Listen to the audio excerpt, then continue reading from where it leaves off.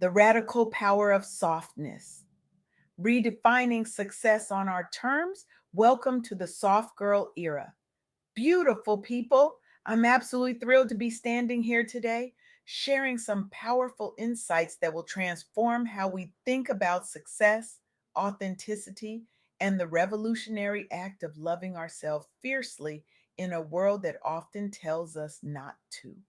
Today's talk draws incredible inspiration from my recent conversation with Dr. Maya Richardson, whose groundbreaking work on Black women's wellness and professional fulfillment has fundamentally reshaped how we understand success and self care. Her research has touched thousands of lives, creating ripples of transformation across communities where Black women are finally giving themselves permission to prioritize their well being without guilt. Dr. Richardson isn't just studying this revolution, she's living it and leading it with grace, brilliance, and an unapologetic commitment to our collective liberation. Have you ever noticed how we're constantly told that success looks a certain way? That to make it, especially as Black women, we need to be twice as hard, twice as tough, twice as everything. We've been sold this narrative that power means never showing weakness, that success requires sacrificing our softness, and that vulnerability is something to hide rather than harness. But what if everything we've been taught about success is actually holding us back? What if our softness, that thing we've been conditioned to hide, is actually our superpower? This question has been at the heart of so many powerful conversations on the Soft Girl Era podcast. It's about time we flip the script on what it means to be successful, what it means to be powerful, and what it means to truly thrive as Black women in spaces that weren't designed for us. For too long, we've been operating under someone else's definition of success. We've been chasing promotions, accolades, and external validation while neglecting the most important relationship we'll ever have, the one with ourselves. We've been taught that self care is selfish, that rest is lazy, and that putting ourselves first means we're not dedicated enough. Let me tell you something, sis. That's a lie, a dangerous, exhausting lie that's keeping us burned out, stressed out, and missing out on the fullness of our lives. The truth is, loving yourself isn't selfish, it's necessary. Staying true to yourself isn't optional, it's essential. And embracing your softness isn't weakness, it's wisdom. When we talk about the soft girl era, we're not talking about being passive or diminishing ourselves. We're talking about a revolutionary approach to success that centers our well being, our joy, and our authenticity. We're talking about the radical notion that we deserve to feel good while we achieve great things. Think about it. How many of us have pushed ourselves to the breaking point, trying to prove our worth?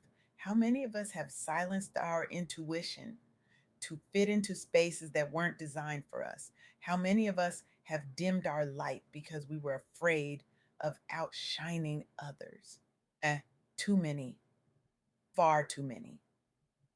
But here's what I know for sure: when we learn to love ourselves fiercely and unapologetically, we change not just our own lives, but the world around us. When we honor our boundaries, prioritize our well being, and speak our truth, we create ripple effects that transform our communities, our workplaces, and our relationships. This isn't just feel good talk. This is about survival. This is about thriving. This is about creating lives that feel as good as they look on paper. Maya Angelou once said, I don't trust people who don't love themselves and tell me, I love you. There's an African saying which is, be careful when a naked person offers you a shirt. How can we possibly show up fully for others when we're running on empty ourselves?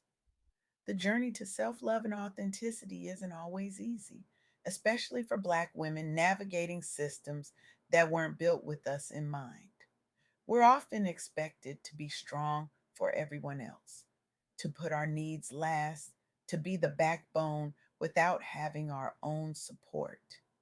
We're expected to be exceptional just to be considered average. But what if we decided to rewrite those rules? What if we decided that our worth isn't determined by our productivity? What if we decided that our value doesn't decrease when we set boundaries? What if we decided that our power actually increases when we honor our needs? This is what the soft girl era is all about. It's about reclaiming our right to be human. It's about understanding that our softness, our empathy, our intuition, our emotional intelligence, these aren't weaknesses to overcome, they're strengths to embrace. I remember speaking with Tasha, a brilliant executive who spent years pushing herself to exhaustion, wearing her burnout like a badge of honor. She told me how she'd skip meals, cancel therapy appointments, and work through weekends just to prove she belonged in the C suite. I thought my worth was tied to my output, she said. I was so focused on being seen as strong that I forgot to be human. The turning point came when Tasha collapsed during a presentation. Her body literally shut down after months of neglect. That moment, terrifying as it was, became her awakening. I realized I couldn't pour from an empty cup, she shared. And more importantly, I realized I didn't want to be remembered as the woman who worked herself to death. Tasha's journey to embracing her softness wasn't immediate.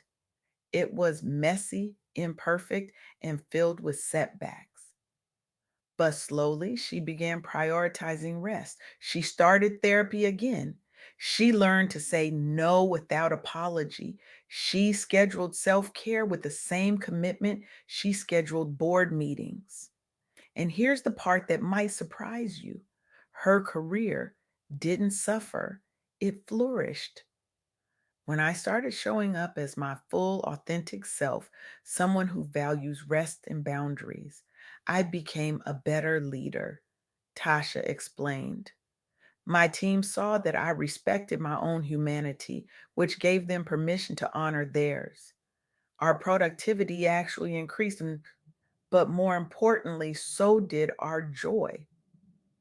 Tasha's story isn't unique. It's echoed in the experiences of countless Black women who've discovered that their softness isn't a liability, it's their greatest asset.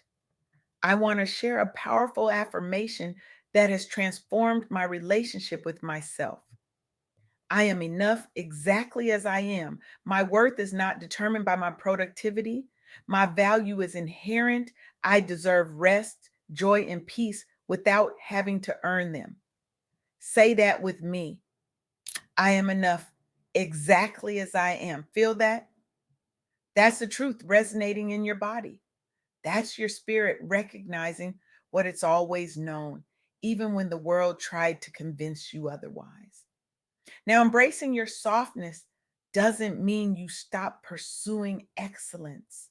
It doesn't mean you lower your standards or dim your ambitions. It means you pursue those things from a place of self love rather than self criticism. It means you achieve because you want to, not because you're trying to prove your low worth. When we operate from this place of wholeness rather than lack, everything changes. Our decision making improves, our creativity flourishes, our relationships deepen, our impact expands. This is what I call soft power: the ability to influence, achieve, and transform without depleting yourself in the process. It's the understanding that your gentleness is not a liability, it's a strategic advantage. In a world that profits from our self doubt and exhaustion, choosing to love yourself is a revolutionary act. In spaces that expect us to conform, staying true to yourself is an act of resistance. In a culture that glorifies the grind, prioritizing your well being is a radical statement. Consider Amara, a community organizer who spent years believing that her dedication to social justice meant she had to be available 24/7. I thought suffering was part of the work, she told me. I felt guilty taking time for myself when there was so much injustice to fight. But Amara's mentor, an elder in the movement, saw her heading toward burnout and shared wisdom that changed everything. The system wants you exhausted. Your rest is resistance. Those words, your rest is resistance, became Amar's mantra. She began implementing what she calls revolutionary rest practices into her routine. She started saying no to opportunities that didn't align with her values, even when they seemed impressive on paper. She created sacred space for joy, for pleasure, for simply being rather than constantly doing. The biggest revelation, Amara shared, was realizing that my effectiveness as an organizer actually increased when I prioritized my well being. I had more creative solutions, more patience, more stamina for the long fight ahead. My softness didn't make me weak, it made me sustainable. These stories illuminate a profound truth. Our power doesn't come from conforming to systems that were never designed for our thriving. Our power comes from honoring our needs, embracing our softness, and defining success on our own terms. So I ask you today, what would your life look like if you gave yourself permission to be soft? What dreams might you pursue if you weren't exhausted from trying to prove your worth? What impact might you have if you showed up as your full, authentic self? These aren't just philosophical questions, they're invitations to revolution. Because when we collectively decide that our well being matters, when we refuse to sacrifice our joy on the altar of achievement, we don't just change our individual lives, we change the world. The soft girl era isn't just a trending hashtag or a passing phase, it's a movement, a reclamation, a declaration that we deserve lives that feel as good as they look on paper.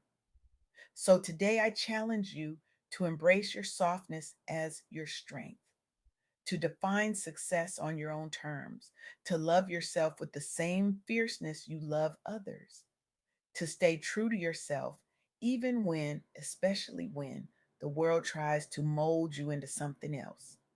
Because a world full of Black women who love themselves fiercely and unapologetically, that's not just a beautiful vision, it's an unstoppable force.